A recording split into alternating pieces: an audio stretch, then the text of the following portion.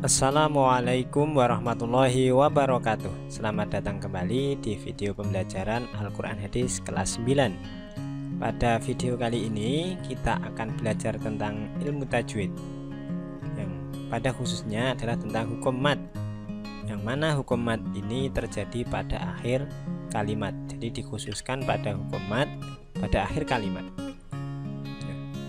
Mad sendiri memiliki arti secara bahasanya adalah memanjangkan atau menambahkan, bukan menambahkan huruf, melainkan di sini panjang suaranya ditambahkan. Nah, secara istilahnya adalah memanjangkan suara dengan salah satu huruf dari huruf-huruf mad asli. Nah, huruf-hurufnya apa saja? Huruf-huruf mad dasar itu yang pertama ada alif, ada wawu, dan ya. Di huruf mad dasar ini ada 3 ini. Semua ini terjadi apabila alif, wawu, ya itu berharokat sukun. Nah, panjang setiap bacaan mad ada yang 1 alif, 2 alif, atau 3 alif. Nah, atau bisa dikatakan 2 harokat, 4 harokat, atau 6 harokat, tergantung kondisinya. Mad sendiri itu ada beberapa macam. Yang pertama ada mad tabi'i atau mad asli. Yang tadi huruf-hurufnya ada 3 tadi, ada alif, wawu, dan ya. Dan ada mad cabang atau mad turunan yang disebut dengan mad far'i. Nah, mad far'i ini terbagi menjadi 10 jenis mad.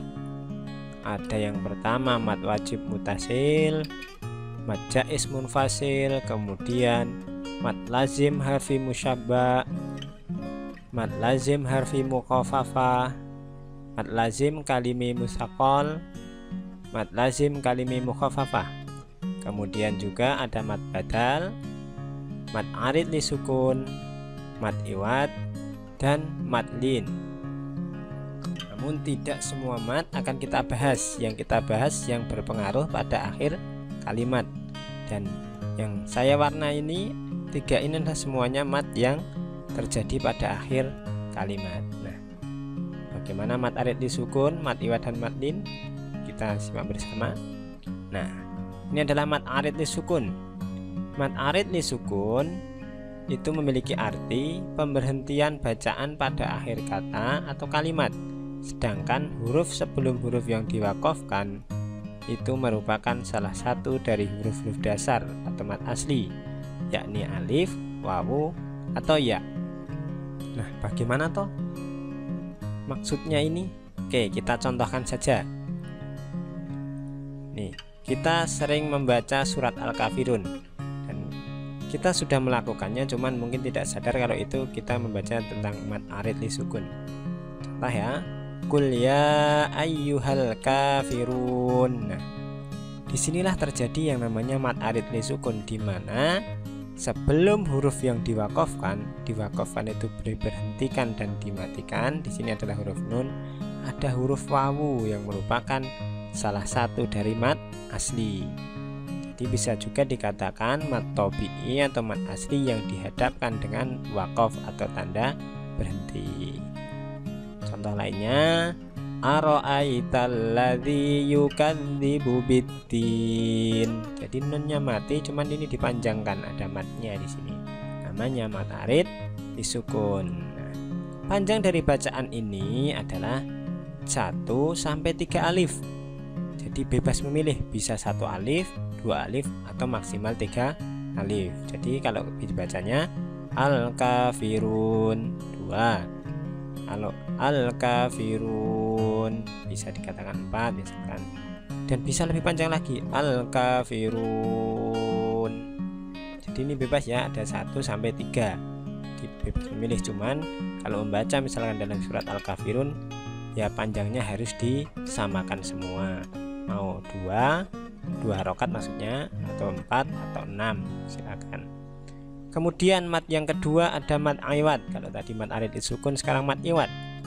Mad iwad adalah berhentinya bacaan pada tanwin di akhir kalimat. Bisa dikatakan pengganti fathah tain di akhir kalimat. Maksudnya bagaimana toh? Nah, contoh, kita sering membaca Quran surat Al-Adiyat. Kita membacanya wal 'adiyati dhabha. Di sini ada fathah tain. Kenapa kok bukan dhabhan? Nah, inilah yang namanya mad iwad.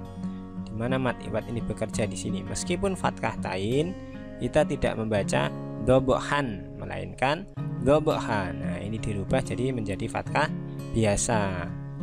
Sehingga dikatakan fathah biasa menggantikan fathah tain karena di sini ada waqaf. Ada ayat, misalkan ayat 1. Berikutnya contohnya adalah fa'atharna bihi naqa'a. Nah, karena waqaf dibaca naqa'a, jadi bukan naqa'an. Nah, di sini adalah terjadi naqa'a. Fathah tain akhirnya berubah menjadi fathah biasa karena diwaqafkan. Tapi kalau dilanjutkan maka fathah tain tetap menjadi fathah tain. Panjangnya berapa untuk bacaan ini? Ia adalah cukup 1 alif, jadi tidak boleh lebih. Hanya boleh 2 harokat, tidak boleh kita membacanya wal 'adiyati dhabha. Tidak boleh. Harus cuma 2 alif. Dhabha. Nah, itu. Setelah mad arid disukun, kemudian mad iwad, yang mad terakhir adalah mad lin. Nah, mad lin itu membaca secara panjang dan lunak pada akhir sebuah kalimat. Nah, sebagai contoh, kita pernah membaca surat Al-Quraisy ya. Tentunya ada kalimat li'ila fi Quraisy. Di sini terjadi bacaan panjang dan lunak atau bacaan madlin. Ada mad, kemudian ada huruf yang lainnya. Tapi sebelumnya kalau mad panjang, mad topi itu kan kasroh ketemu ya mati. Di sini ada fathah ketemu ya, namun dihadapkan dengan waqaf, maka disebut dengan madlin. Maka dipanjangkan tapi lunak. Li'ila fi Quraisy. Jadi bukan dibaca li'ila fi Quraisy. Nah, bukan, karena di sini terjadi yang namanya madlin. Contoh lagi, alladzi ad'amahum min ju'in wa amanahum min khauf. Nah, di sini ada madlin, ada fathah kemudian bertemu dengan wawu mati. Jadi cuma 2 huruf ini ya. Fathah ketemu ya mati, kemudian waqaf, ada huruf diwakafkan, kemudian fathah ketemu wawu mati, ada huruf yang diwakafkan. Wakaf itu apa? Tanda berhenti. Makanya kita bisa biasanya ada tanda ayat berhenti di situ. Nah, panjangnya berapa? Panjang bacaan ini adalah 1 sampai 3 alif. Jadi bisa memilih 1, bisa memilih 2, bisa memilih 3. Nah, yang sering terjadi kalian sering mendengarkan dan subuh. Di sana biasanya ada as-sholatu khairum minan naum. Ada yang panjang, ada yang pendek.